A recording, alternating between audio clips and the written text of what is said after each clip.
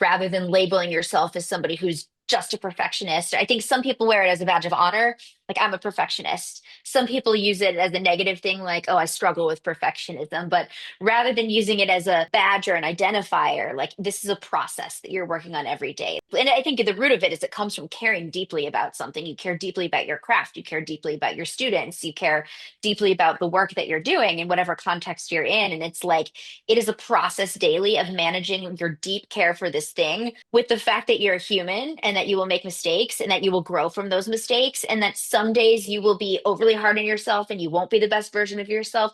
And other days you'll manage it better. I'm Caitlin, a former professional ballerina turned dance educator and career mentor, and this is the Brainy Ballerina podcast. I am here for the aspiring professional ballerina who wants to learn what it really takes to build a smart and sustainable career in the dance industry. I'm peeling back the curtain of the professional dance world with open and honest conversations about the realities of becoming a professional dancer. Come along to gain the knowledge and inspiration you need to succeed in a dance career on your terms. Hello and welcome to the Brainy Ballerina podcast. I'm your host, Caitlin Sloan, and I am joined today by Allie Block and Rachael Dailey Goodwin. Allie is a professional ballerina who also studied psychology at Columbia University and currently works as a clinical research coordinator and lab manager at Icahn School of Medicine. Rachael is a former dancer and is currently assistant professor of management at Syracuse University, Whitman School of Management. Together with Lyndon Garrett, they recently published an incredible research paper titled Under Pressure to Be Perfect: How Dehumanizing and Rehumanizing Social Cues Lead to Maladaptive and Adaptive Perfectionism in Professional Ballet, which sounds overwhelming, but we're going to break it all down, and I'm really excited to chat today. But first, I would love to hear from you. What first drew you to study perfectionism in the world of professional ballet? First, thank you so much for having us. We're so delighted to be here. I think for me, I had an interest in exploring this field because I danced a lot when I was younger. I danced professionally for a little while, and I had seen, a lot of what dancers went through, and I wanted to understand it better. So that was probably what first drew me to the study of perfectionism. Although we didn't first start studying perfectionism, right? I was drawn to the world of ballet. I wanted to keep my identity as a ballet dancer because for those of you who have tried to transition out of the world of ballet into another field, you know how hard that can be, right? So I was trying to maintain my identity as a ballet dancer for a long time, kind of after I left the field, by choreographing here and there or like some freelance gigs. When I pursued research, when I pursued this identity as a professor, which demanded a lot of time, I wanted to kind of maintain that identity by interviewing ballet dancers and learning more about what we could learn as management scholars from the world of professional ballet. And we were first interested in this idea of DEI initiatives and how DEI initiatives were evolving and influencing such a homogenous world. And that's where we saw over and over again dancers were not really wanting to talk about that, but wanted to talk more about the pressure that they were under to be perfect all the time. And so perfectionism kind of evolved as a topic throughout the interviews. It didn't really start as one that we were interested in when we thought, oh, let's go interview professional ballet dancers. Okay. So often the burden to work on the perfectionist tendencies is really placed on the individual dancer. And while it is a worthy endeavor to strive for greatness, we also know that these high pressure environments, such as ballet, can often employ excessively high standards that may evoke harmful experiences of perfectionism. Can you elaborate on this statement and what we are seeing in many of these high pressure environments? Yeah, so I think this is actually something we were really interested in once we saw that perfectionism was a theme in our interviews, and that there were lots of dancers that were talking about how they felt pressure not only to be perfect in the rehearsal space or in a class environment, they also felt pressure to be perfect in other areas of their lives, what they were eating or what they were wearing or how they were presenting themselves, even their posture throughout all times of the day, right? So I think the burden to work on perfectionistic tendencies can trickle throughout our lives in lots of different areas. And in this project, we try to differentiate between perfectionism as a trait and perfectionism as a state. So we were more interested in capturing how perfectionism or different types of perfectionism might fluctuate based on the cues that are in the environment or in these high pressure environments, and how these, excessively high standards can sometimes be intertwined with environmental cues that aren't necessarily healthy. And I think that's often the case, not just in ballet, but in a lot of different industries that are kind of high pressure to perform, competitive or elite industries, or, these fields that attract kind of elite or prestigious talent. Mm-hmm. And it is always kind of the chicken or the egg situation. Like, do you become a perfectionist because you're a dancer, or were you Right. attracted to dance because you have those Right. tendencies? In our paper, we're not saying that, there wasn't a self-selected sample of perfectionists that we were interviewing. I don't deny that, right? I mean, I think dancers, many of the dancers we interviewed do have the trait of perfectionism. But, it's kind of like the improv game, yes and, right? We were saying yes, and the environment and the cues in the environment can also take that trait of perfectionism and turn it for the better or for the worse. Can you talk about there are different kinds of perfectionism? It's not a uniformly harmful experience. So, what is the difference between maladaptive and adaptive perfectionism? Sure. So first of all, before I dive in, thank you again so much for having us on the pod. And Caitlin, it's great to be back on the pod for a second Yes. time.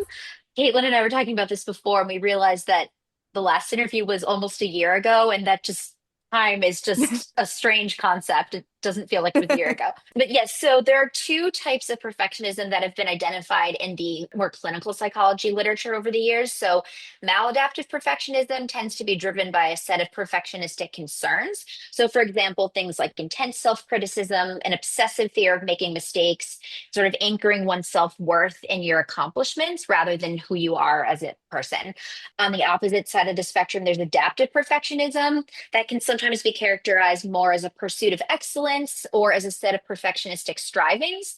So, adaptive perfectionism still involves a focus on the achievement of high standards, but it's rooted in more of a growth mindset, and it's characterized less by unhealthy behaviors and by fewer negative self thoughts as opposed to maladaptive perfectionism. Okay, so in a ballet setting, Mhm. what types of environments that are set up are likely to trigger these different types of perfectionism? Sure. So in our paper, we looked a lot into the dehumanization literature, and there are four major types of situations that are likely to cue maladaptive perfectionistic behaviors.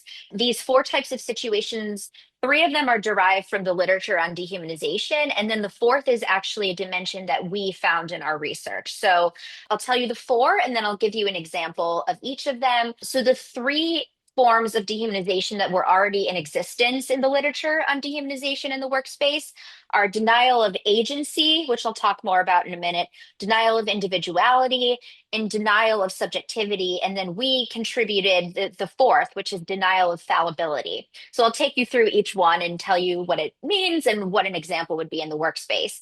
So, denial of an agency, this is a situation that involves having your voice or your opinions or your needs shut down. So, an example in a ballet company would be when you express your opinion or you try to clarify a step in a rehearsal and the ballet master shuts you down and claims that they're running the rehearsal, your feedback is not welcome, they're the boss. I think many of us have experienced something to that effect. That's an example of denial of agency. Another example would be the denial of individuality. So, this would involve situations where you're forced to conform and eschew your authentic needs or values. Some examples might be feeling the need to conform to a particular aesthetic to match the corps de ballet, or feeling that you need to eat a certain way, dress a certain way, or even behave a certain way. For example, as the prototypical demure ballerina at the expense of your own health, comfort, or authentic values. So that would be an example of denial of individuality. A third example is the denial of subjectivity. So, this form of dehumanization involves a disregard for your emotional or physical pain.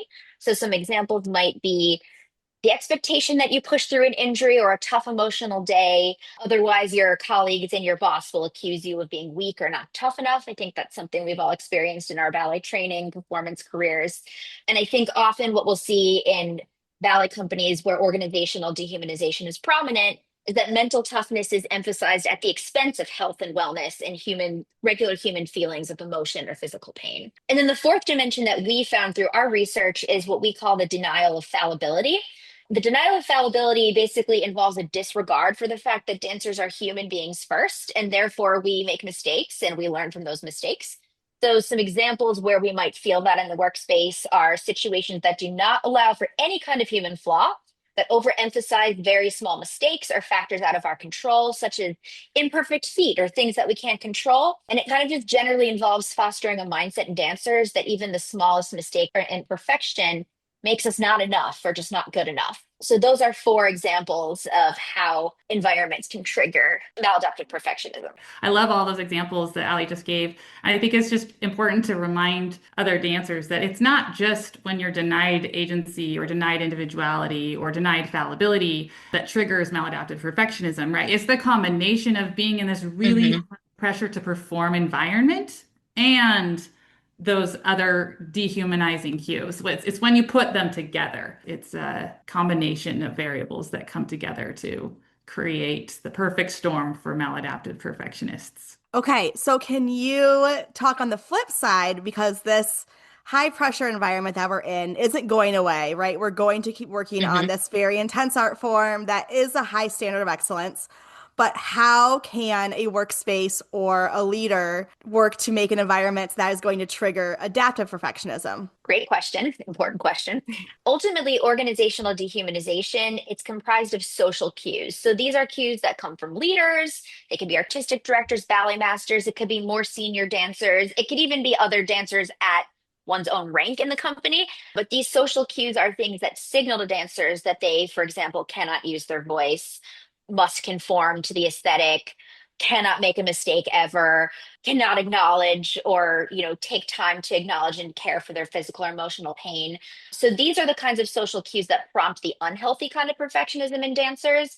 However, when leaders, or more commonly what we found in our research was that other dancers in the company, more senior dancers in the company who mentor younger dancers, give reaffirming cues of humanity. For example, gently calling out a fellow dancer on the fact that, you look great. Why are you still obsessing over this step? Or like, you had a great performance. And yes, you made one tiny mistake that you're obsessing over, but the rest of your performance was moving and beautiful. And that mistake is something that was barely noticeable to others. It can be friendships or romantic partnerships in companies where people kind of call each other out in gentle, loving ways on the fact that you're being too harsh on yourself. We saw examples in the research of people in book groups or religious groups who would lift each other up through whether it was prayer or it was, finding common interests outside of the ballet company. Ultimately, anything that cues dancers to kind of go to a place of self compassion. We found that self compassion is a huge healing mechanism and something that can really help dancers shift to a more adaptive, healthy place of perfectionism. I don't know, Rachel, if you want to add to that. No, I think that's great. I mean, I think we've kind of now shifted to, the specific forms of dehumanizing or rehumanizing social cues. And we definitely saw that these examples of, denying agency or feeling like your agency was denied or denying individuality or feeling like you couldn't express yourself authentically or feeling like you had to be a cookie cutter core member. On the flip side, dancers who had other dancers or friends, even people outside of the company who empowered them and who valued them for much more than just a dancer, right? A machine that could do something over and over and over again that was fantastic with their body, right? Like dancers need to understand that they're so much more than that their worth and their value is so much more than sometimes the way that they're treated in a dance environment. The flip side of denial of individuality, right, is reaffirming that individuality. The flip side of denying somebody's subjectivity or making them feel like they can't express their emotions or, they have to be a robot at work, right, is validating their emotions and validating their whole person. The flip side of denying them fallibility is allowing them to make mistakes in a safe space and providing them opportunities to learn and grow from mistakes. Rather than denying them agency, let them have some sort of say in their schedule. I mean, obviously leaders can't give complete flexibility to everybody when it comes to, their schedule or all of the details related to their work. But research suggests that if you give them some control, right, if they feel powerless, they're more likely to spiral into these maladaptive tendencies of unhealthy perfectionism in these high pressure to perform environments. But if they feel like they have some control, they're much more likely to continue to keep the bar high, perform high without going into these negative spirals that, frankly, are costly for the organization, right? Because eventually dancers break down. People, not just dancers, right? People working in high pressure to perform environments break down when they feel dehumanized over and over again in these high pressure to perform environments where the standards are so high. To prevent those breakdowns, if you can create an environment with some of these rehumanizing cues being reinforced consistently, then it's going to be better for the bottom line of the company as well, right? You can see less turnover, you see less mental health issues, and dancers are going to be more committed and happier at their workplaces. Yeah, I think there is that fear in a lot of ballet environments that if you do treat dancers in this way, that they won't perform. It's like we have to break them down in order to get the best work out of them. But we're seeing the research and we're hearing, I feel like more and more. And we know, I mean, I know personally from my experience, like when I'm in an environment where I have some agency or I'm being humanized, like I'm working better. I'm doing better. I mean, I remember even just having a ballet mistress who would say, like, when she noticed we're all struggling, take your point shoes off. You know, we're running Swan Lake for the fourth time today. Take your point shoes off. You don't need them. We're working on the port bra. Like things like that, where there's that mentality that like, no, you should wear your point shoes for 8 hours a day every single day because that's what we did and why not? And it's like, of course you have to wear your point shoes quite a bit as a professional dancer, but it's like, are there moments where we could say something like that that just goes such a long way and like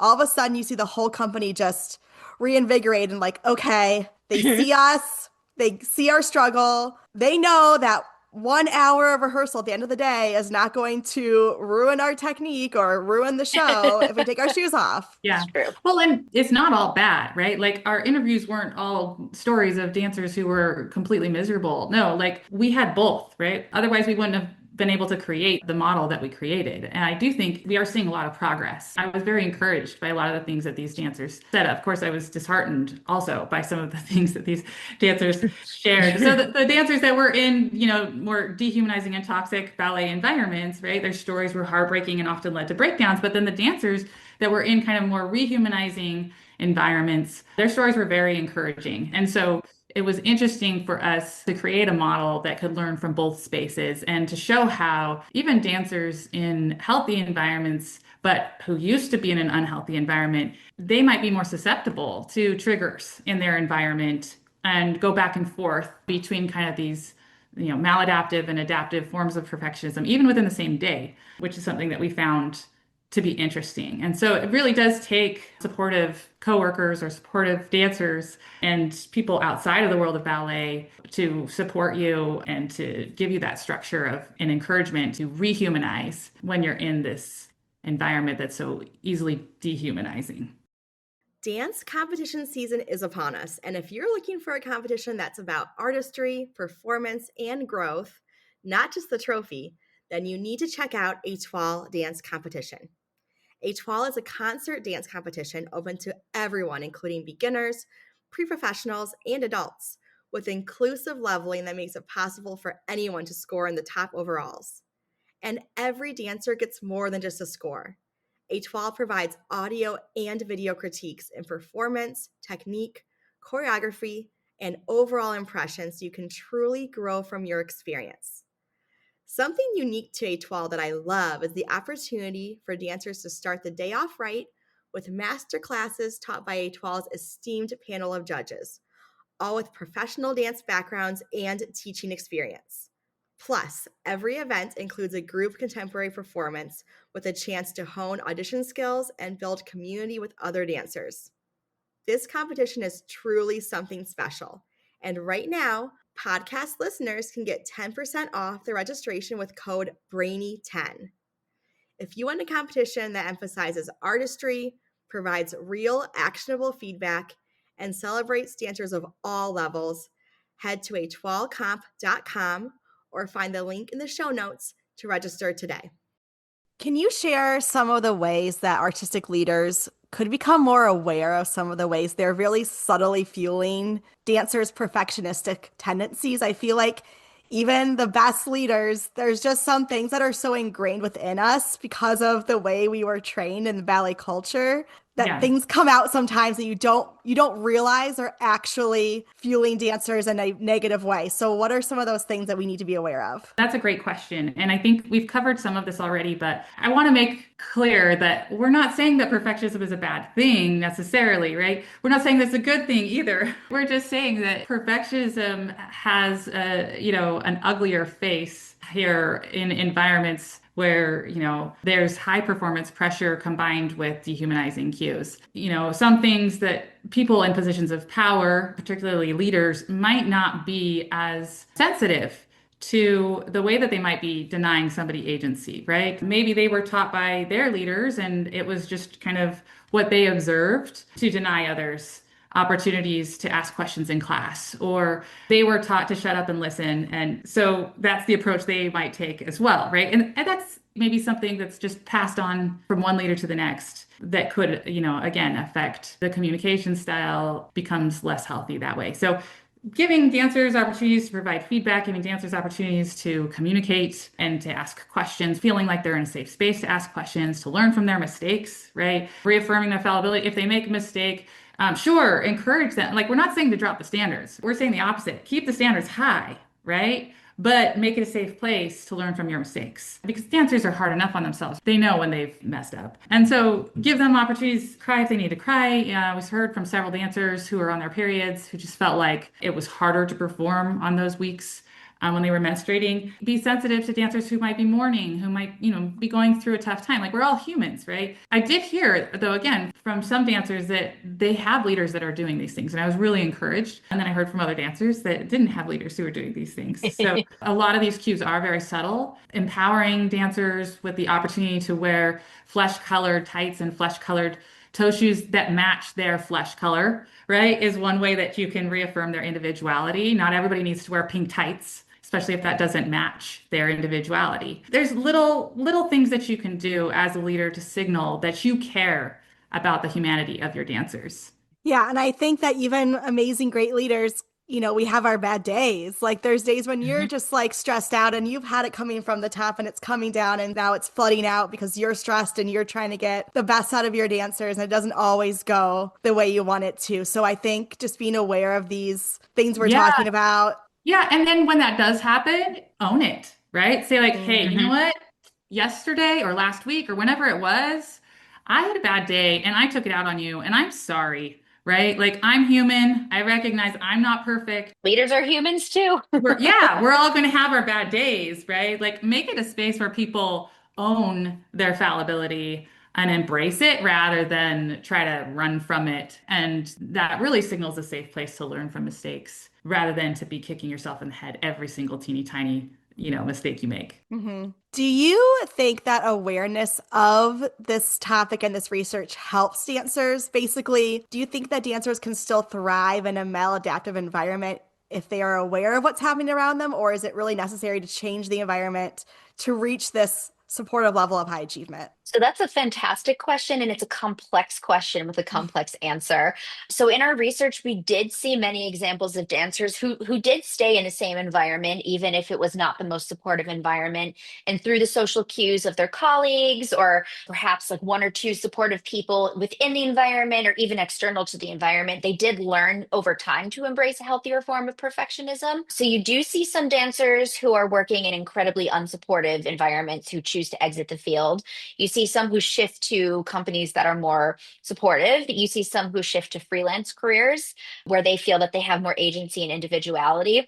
I did that in my career and found that very rewarding. But you do see plenty of dancers who stay in their environments, and over time, they learn to treat themselves with some more self compassion. They do iterate. Dancers do tend to iterate, as we found in the research, between their good days and their bad days, as Rachel said earlier, specifically for dancers who have been in more dehumanizing environments in the past. Those sort of elements of self criticism and self-hatred might be taking a bit far, but it sometimes can manifest as self-hatred. Those times will come back, but I think that the dancers who are able to sort of sustain a healthier form of perfectionism over time are the ones who have learned how to pull themselves out of those spirals and bring themselves back to a place of more adaptive perfectionism. So I do think it's possible. It's very challenging. But I think one thing that we also want to caution against is putting the onus on the dancer. Like we do believe that the environments and the organizations have to change and that leaders need to be aware of their own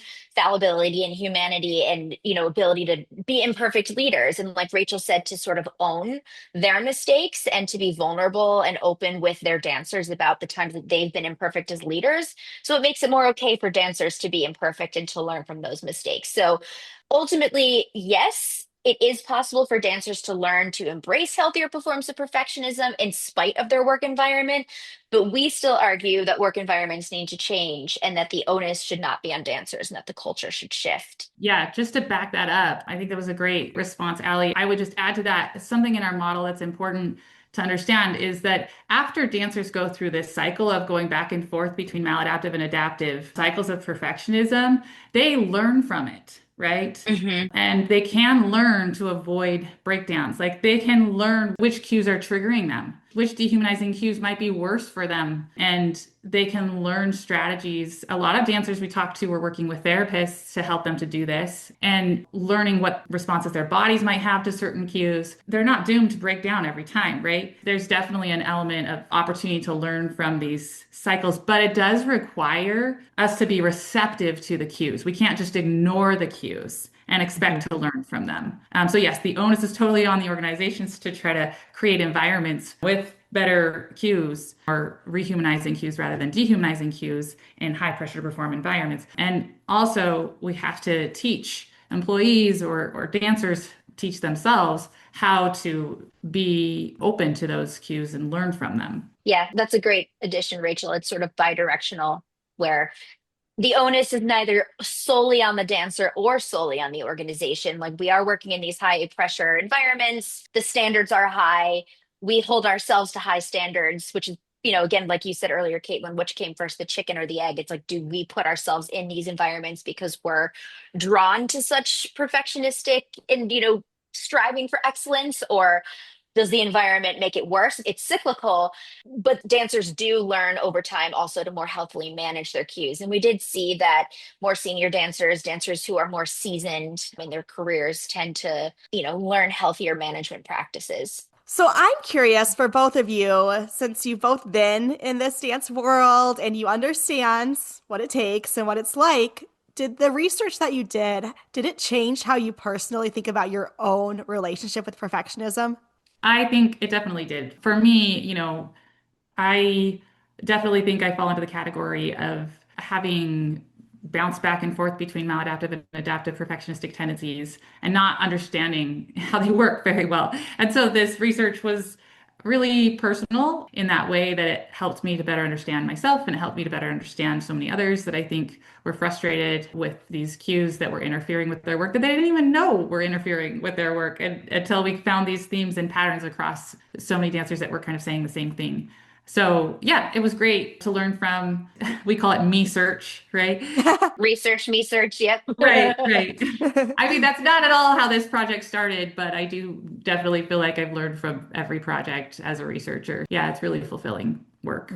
What would you say, Allie? Yes, so I would say absolutely and very deeply. This research changed how I have thought about my own relationship with perfectionism. It's been a pretty illuminating research process. I've joked with friends and colleagues throughout this entire process that, while working on this paper, on a good day, it's incredibly gratifying, and on a bad day, it's very triggering because the data that we found, it just hits so hard. And so while analyzing our data and combing through the interviews, I often found myself feeling so validated in my own experiences and struggles with perfectionism.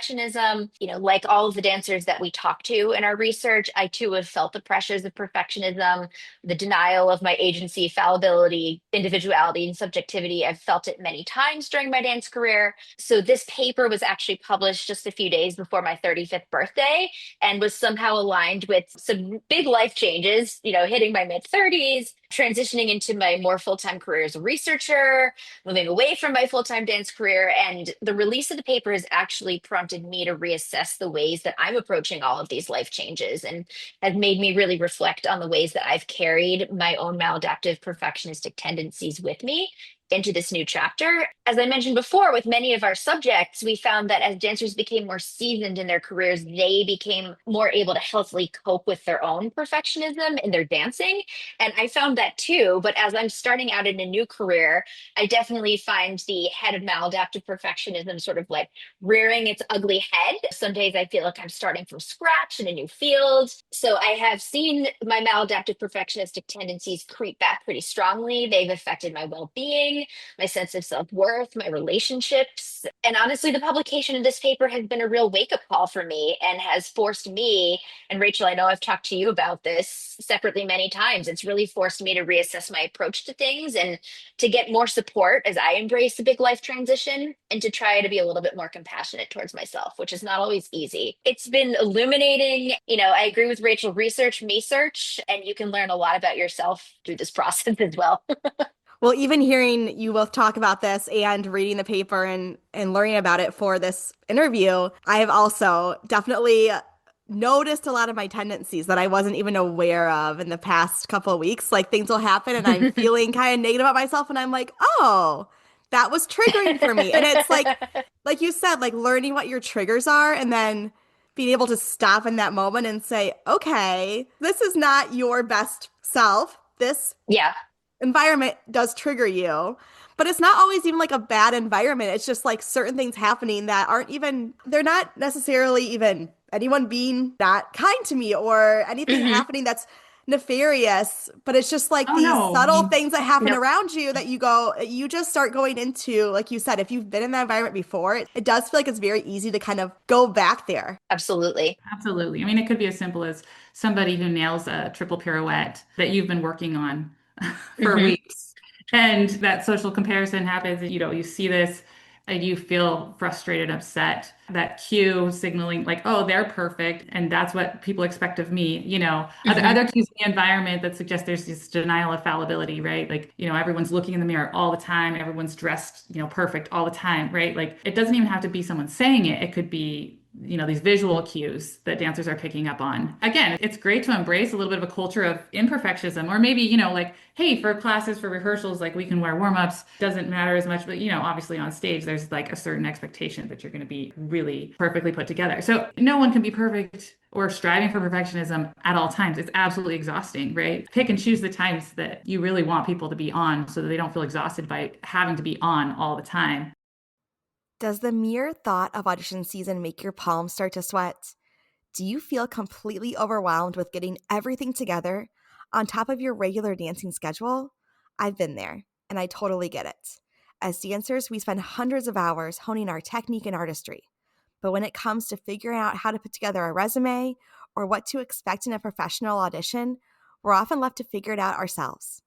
That's why I put together the Ultimate Audition Guide. This is your one-stop shop for everything you need to tackle professional company auditions with ease. No more spending hours Googling and trying to piece together a somewhat coherent audition package. With this guide, you'll be ready to conquer audition season like a true professional. We're talking resumes, headshots, dance photos, dance reels, plus info on how to find auditions, what to wear, what to expect, how to budget, mindset tips, you name it, it is in this guide. You are ready for this moment. Head to the show notes, grab your copy of the Ultimate Audition Guide, and empower yourself with the knowledge to approach audition season like a true professional. Would you share with the listeners what is one main takeaway that you hope people are going to carry away from this conversation today?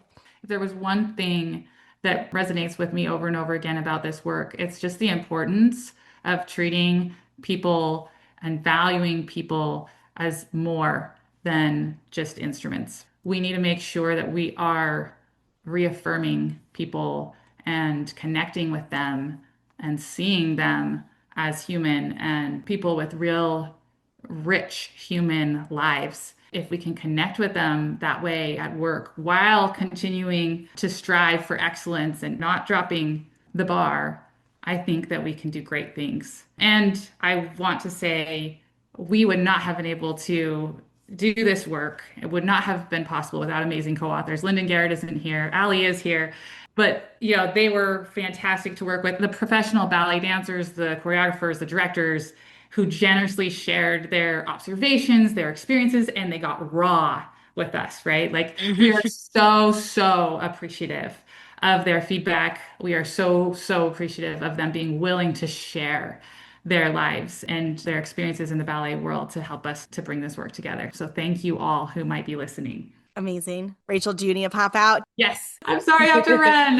You're No, amazing. thank you, Thank you. Rachel. Bye. Okay, Allie, what would you say is your one main takeaway that you hope listeners carry from this conversation? The key takeaway for me is to be kind to yourself and to get out of your own way. Because I think many of the most successful and talented and capable people I know, and I think that all of us know, tend to struggle with maladaptive perfectionism.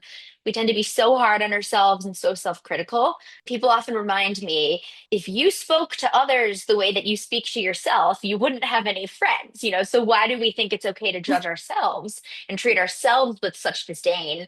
So I think a little self-compassion goes a long way. And when we get stuck in our own maladaptive perfectionistic spirals, we get in our own way, we hold ourselves back, and I think it can become a self-fulfilling prophecy. So my takeaway is to be gentle towards yourself, and most importantly, when you inevitably have human moments and you slip back into a moment of maladaptive perfectionism, remember that it's okay to not be perfect, even on this journey towards managing perfectionism, because we are, of course, human.